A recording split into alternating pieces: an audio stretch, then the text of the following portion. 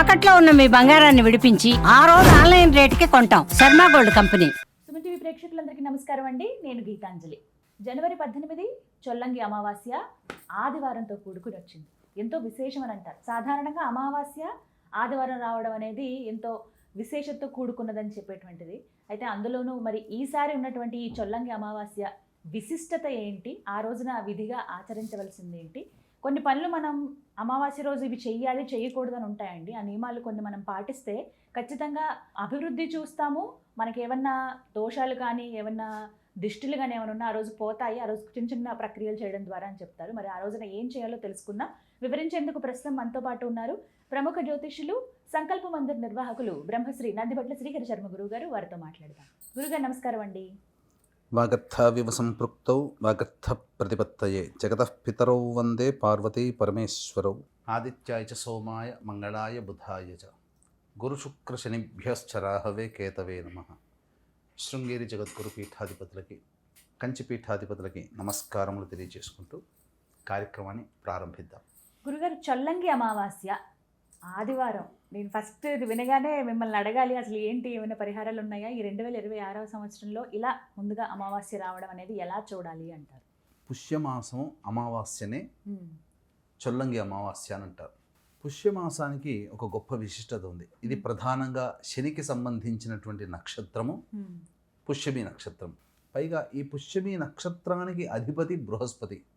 అందుకే పుష్యమి నక్షత్రానికి బృహస్పతిర్నః పరిపాతు పశ్చాత్ అనే మంత్రంతో ప్రారంభమవుతుంది. అంటే బృహస్పతి అధిపతిగా ఉంటాడు. పుష్యమి నక్షత్రానికి అధిదేవత శని. కాబట్టి విశేషంగా ఈ అమావాస్య రోజున శని బాధలతో బాధపడేటువంటి వాళ్ళు ఎవరైనా కానీ, లేదా జ్ఞాన సముపార్జన, దైవతానుగ్రహం, గురుబలం కావాలనుకునే వాళ్ళు ఈ అమావాస్య రోజున విశేషంగా ఆరాధన చేసుకోవాలి. పైగా ఈసారి అమావాస్య మనకు ఆదివారంతో రావడం చాలా విశేషం. ఆదివారము అమావాస్య, పైగా పూర్వాషాఢ నక్షత్రం ఉదయం 10 గంటల 12 నిమిషాల వరకు ఉంది. తదనంతరం మళ్ళీ ఉత్తరాషాఢ నక్షత్రం వస్తుంది. ఈ ఉత్తరాషాఢ నక్షత్రము అనేటువంటిది ఏంటంటేనమ్మా, దేవత సూర్యుడు కదా, పూర్తిగా సూర్యుడికి సంబంధించినటువంటి రోజుగా అయిపోయింది. పూర్తిగా సూర్యుడికి సంబంధించిన అవును. పైగా విశేషం ఏమిటంటే ఆ రోజున రవి, చంద్రుడు, ఈ 2 గ్రహాలు ఒకే కోణంలో ఉంటాయి. ఇది చెప్పవచ్చు. అయితే ఇది పుష్యార్క యోగం కంటే కూడా బలమైంది. ఆదివారం అమావాస్య రావడం చాలా విశేషం. దీనినే చొల్లంగి అమావాస్య అని అంటారు. కారణం ఏంటంటే గౌతముడి ద్వారా ఉద్భవించినటువంటి గౌతమి నది ఏదైతే ఉందో 7 పాయలుగా చీలింది కదా, ఆ గౌతముడి ద్వారా ఉద్భవించిన గౌతమి ఒక పాయ ఈ చొల్లంగి అనే గ్రామం వరకు చేరుకొని అక్కడి నుంచి సాగరంలో కలిసిపోతుంది. అంటే మన ఆంధ్ర తీర ప్రాంతం కాకినాడ అటువైపు ఉంటుంది చొల్లంగి, అక్కడి నుంచి సముద్రంలో కలిసిపోతుంది. ఈ రోజున ఏంటంటే విశేషమైనటువంటిది, ఈ రోజున గంగాదేవి సాక్షాత్తు ఆకాశం నుంచి ఉద్భవిస్తుంది. కాబట్టి సమస్త నదులలో నదిలో స్నానం చేసినా గంగా స్నానం చేసిన పుణ్య ఫలితం, పైగా అమృత వర్షం అన్నమాట. ఈ రోజున చెప్పబడినటువంటి పరిహారాలు చాలా చెప్పబడి ఉన్నాయమ్మా. పుష్య అమావాస్య రోజున ముఖ్యంగా ఇది పితృదేవత ఆరాధనకి చాలా ప్రాముఖ్యత. కాలసర్పదోషాలు, కుజదోషాలు, పితృదేవత ఆరాధన, ఇవన్నీ ఈ రోజున చేయమన్నది.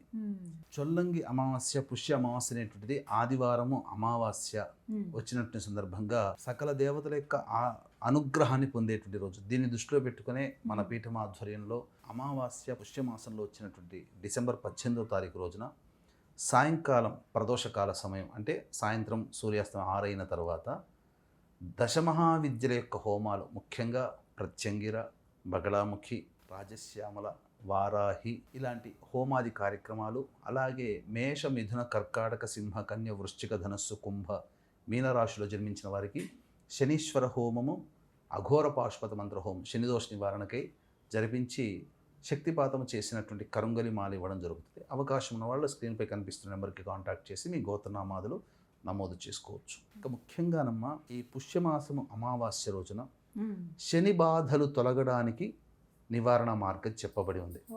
ఏంటి? ముఖ్యంగా ఈ రోజున నవగ్రహాల చుట్టూ శివాయ నమః అంటూ 27 ప్రదక్షిణలు చేసి నవగ్రహాల్లో పశ్చిమాభిముఖంగా ఉన్నటువంటి శనైశ్చరుడికి కానీ కాలభైరవుడికి కానీ లేదా ఈశ్వరుడికి కానీ నల్ల నువ్వుల నూనెతో అభిషేకం జరిపించి ఈ నీలిరంగు చామంతి పుష్పాలు, నీలిరంగు శంకు పుష్పాలతో కనుక అపరాజిత పుష్పములు అంటారు, వాటితో కనుక అర్చన చేసినట్లయితే సమస్త శని బాధలు తొలగిపోతాయి.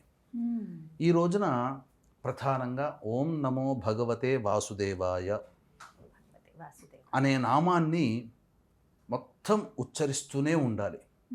ఇది విష్ణు ప్రీతికరమైనటువంటి మాసంగా కూడా చెప్పబడి ఉంది. అంతేకాకుండా ఈ రోజున వైజ్ఞానికంగా గనక చూసినట్లయితే సూర్యోదయము దారభ్యత 5 ఘడియలు ఖచ్చితంగా సూర్యుని అభిముఖంగా మనం ఉండాలి. ఉంటే అనాహత చక్రం అనేటువంటిది యాక్టివేట్ అవుతుంది. తద్వారా శరీరంలో చాలా రుగ్మతలు అనేటువంటివి తొలగిపోతాయి. అనాహత చక్రం గుండెకి దగ్గరగా ఉంటుంది. కాబట్టి ఈ రోజున వచ్చేటువంటి సూర్యకిరణాలు పుష్య అమావాస్య ద్వారా ఆ రోజున వచ్చేటువంటి సూర్యకిరణాలు అనాహత చక్రం యాక్టివేట్ అవ్వడం. అందుకనే 5 ఘడియలు ఉన్నప్పుడు సూర్యోదయం నుంచి 2 గంటల సమయం. కాబట్టి చక్కగా శరీరం మీద ఎటువంటి వస్త్రం లేకుండానైనా సూర్యుడి యొక్క కాంతి కిరణాలు మన శరీరం మీద పడాలి. ఆ విధంగా ఉండాలి. ఉంటూ నమస్కారం చేసుకునే పద్ధతి చేసుకుంటే చాలు.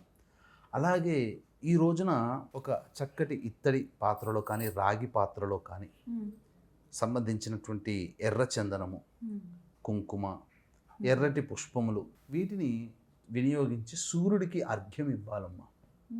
చేస్తే సకలమైనటువంటి దోషాలు తొలగిపోతాయి. అంతేకాకుండా మనకు నిర్ణయ సింధు గ్రంథ ప్రకారం కనుక చూసినట్లయితే ఈ రోజున పితృదేవతల తృప్తి కోసమై నల్ల నువ్వులతో తర్పణాలు వదలాలి. దేవతల ప్రీతి కోసమై ఈ రోజున తెల్ల నువ్వులతో తర్పణాలు వదలాలి. పితృదేవతలకి వదిలేటప్పుడు నల్ల నువ్వులు ఇందులో వేసుకొని నీరు వేసి పితృదేవతల పేర్లు చెప్పి తర్పయామి అని ఈ యొక్క బొటన వేలు గుండా లేదా ఈ బొటన వేలు పక్క నుంచి నీళ్లు వదలాలి. దేవతా తర్పణం ఉన్నప్పుడు తెల్ల నువ్వులు ఇందులో వేసుకుని ఆ దేవత పేరు చెప్పి, ఇష్టదేవత ఉంటుంది, ఇలా తర్పణాలు 3 సార్లు తర్పయామి ఇలా వదలాలి దేవతర్పణానికి. ఇది ఈ రోజున చెయ్యాలి. ముఖ్యంగా ఈ రోజున శాస్త్రంలో చెప్పబడినటువంటిది ఖచ్చితంగా చేయాల్సినటువంటిది ఈశ్వరుని యొక్క ఆరాధన, అనగా ఆవునేతితో ఆరాధన, అనగా ఆవునేతితో అభిషేకం ఈశ్వరుడికి ఈ రోజున ఖచ్చితంగా చేయమని శాస్త్రం. చేసినట్లయితే సమస్తమైనటువంటి దోషములు తొలగి ఆ యొక్క పరమేశ్వరానుగ్రహం కలుగుతుంది. పితృదేవతల యొక్క ఆరాధన ముఖ్యంగా విశేషంగా చెప్పబడి ఉంది. అంతేకాకుండా సముద్ర స్నానం గనక ఈరోజు చేసినట్లయితే సకల దోషముల నుంచి తొలగిపోయి సకల పాపముల నుంచి విముక్తుడవుతాడని శాస్త్రవచనం. అలాగే అందుకనే చొల్లంగి దగ్గర ఈ రోజున స్నానం ఆచరిస్తారు. కారణం అంటే మన ఆంధ్ర ప్రాంతంలో చొల్లంగి దగ్గర సాగరం ఉంటుంది, అక్కడ నదీ తీరం కలుస్తుంది. అంటే ఎక్కడ చేయమన్నది అన్ని సముద్రాలకు వెళ్ళమని చెప్పలేదు, నదీ తీరము కలిసే సముద్రంలో కలిసే చోటన స్నానం చేయమన్నది. సాగర సంగం, నదీ సాగర సంగమ ప్రదేశంలో గనక స్నానం ఆచరించి అక్కడ ఆ నదీ సాగర సంగమ స్థానములో తర్పణాలు వదిలితే రవరవాది నరకం అనుభవిస్తున్నటువంటి 21 తరాల పితృదేవతలు నరక కోపం నుంచి బయలుపడినటువంటి వాళ్ళు అవుతారు. ఈ యొక్క కార్యాన్ని ఆ వంశ వారసులు చేస్తారు. కాబట్టి ఆ వంశ వారసులకి పితృదేవత అనుగ్రహం వల్ల సమస్తమైనటువంటి భోగభాగ్యాలు కలుగుతాయి. ఇది మనకు శాస్త్రంలో చెప్పబడినటువంటి ఈ పుష్య అమావాస్య, మౌని అమావాస్య అంటారు. సాధారణంగా సూర్యోదయ ప్రభృతి ఎవరైనా కానీ ఇంటి ఆడవాళ్ళు ఈ రోజున మౌన వ్రతాన్ని గనక ఆచరిస్తే తప్పకుండా ఆ యొక్క దేవత అనుగ్రహం కలుగుతుంది. అంతేకాకుండా పితృదేవత దీపం అనేటువంటిది ఈ రోజున పెట్టాలమ్మా. ఆవ నూనెతో కానీ నల్ల నువ్వుల నూనెతో కానీ దక్షిణ దిక్కు వైపున ఈ రోజున దీపారాధన పెట్టమన్నది. దీపారాధన చేయాలి. ఒక వత్తితో దీపారాధన వెలిగించి వదిలిపెట్టాలి. అది పితృదేవత దీపం అని కేవలం ఈ పుష్యమాసం అమావాస్య రోజునే చేస్తారు. ఈ విధంగా చేయమన్నది. అంతేకాకుండా ఈ రోజున ప్రధానంగా అమావాస్య, ఆదివారం ఖాళీ దొరికింది కదా అని చెప్పి మాంసాహారం తినకూడదు. అలాగే ఈ మైథునము, దాంపత్యము పనికిరాదు. ఉమ్. అలాగే మద్యపానము, ధూమపానం లాంటివి విసర్జించాలి. ఉమ్. సదా పితృదేవతల్ని స్మరించుకుంటూ ఈ రోజున ఉండాలి. పితృదేవత స్తుతి చేయాలి. ఈ విధంగా ఇప్పుడు చెప్పబడినటువంటి పరిహారాల్లో ఎవరికి తోచింది వాళ్ళు చేయాలి. కానీ ముఖ్యంగా శివారాధన చేయడము, ఉమ్. అలాగే సూర్యునికి ఎదురుగా ఉదయించిన సమయం నుంచి 2 గంటల లోపల ఏదో కొద్ది సమయం సూర్యుని ఎదురుగుండా ఉండడం, ఉమ్. అలాగే పితృదేవత తర్పణం చేయడం మాత్రం విధిగా చెప్పబడి ఉంది. ఉమ్. ఈ 3 మాత్రం విధిగా చేయాలి. మిగతావన్నీ మన యొక్క ఇష్టపూర్వకంగా మనం చేసుకోవచ్చు ఇప్పుడు చెప్పబడినటువంటి పరిహారాల్లో. ఉమ్. అలాగే ఈ రోజున ఆదివారం అమావాస్య చాలా విశేషమైనటువంటిది. ఉమ్. మామూలు దేవతల కంటే కూడా తాంత్రిక దేవతలకి బలం ఎక్కువగా ఉంటుంది ఈ రోజున. ఈరోజు పైగా ఈ రోజున చంద్రుడు కనిపించడమ్మా ఒకటి మైనస్. రెండవది ఆదివారం అయింది, సూర్యుడికి సంబంధించింది. అమావాస్య సూర్యునికి సంబంధించిన తిథి. అలాగే సూర్యుడికి సంబంధించినటువంటి నక్షత్రం ఉంది. పూర్వాషాఢ నక్షత్రం 10 గంటల వరకు ఉంది. తరువాత ఉత్తరాషాఢ నక్షత్రం వస్తుంది. కాబట్టి ఈ పుష్యమాసానికి అధిపతి అయినటువంటి శని భగవానుడికి సంబంధించిన లగ్నము, ఇప్పుడు శని మీన రాశిలో ఉన్నాడు అంటే మీన లగ్నము 10 గంటల నుంచి ప్రారంభమై 11 గంటల 50 నిమిషాల వరకు ఉంటుంది. కాబట్టి ఈ సమయంలో 10 గంటల 13 నిమిషాల వరకు 13 నిమిషాల వరకు పూర్వాషాఢ నక్షత్రం ఉంది. 10 నుంచి 11 గంటల 45 నిమిషాల మధ్య కాలంలో పితృదేవత తర్పణం చేస్తే ఈ పుష్య అమావాస్య కాబట్టి పితృకారకుడైనట్టు రవి లాభస్థానంలో ఉంటాడు. పుష్యమాసానికి అధిపతి అయినట్టు శని లగ్నంలో ఉంటాడు. ఈ కారణ చేత చేసినట్లయితే పితృదేవత అనుగ్రహం సంపూర్ణంగా కలుగుతుంది.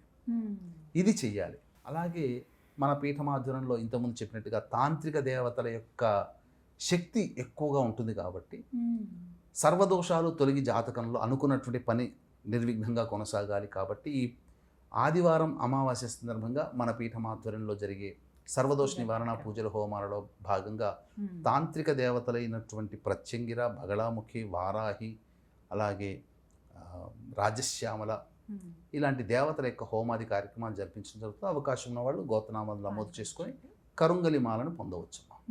ఈ విధంగా అమావాస్య రోజు జరుపుకోమంటారు. ధన్యవాదాలు గురుగారు. సర్వం శ్రీ ఉమామహేశ్వర పర బ్రహ్మార్పణమస్తు.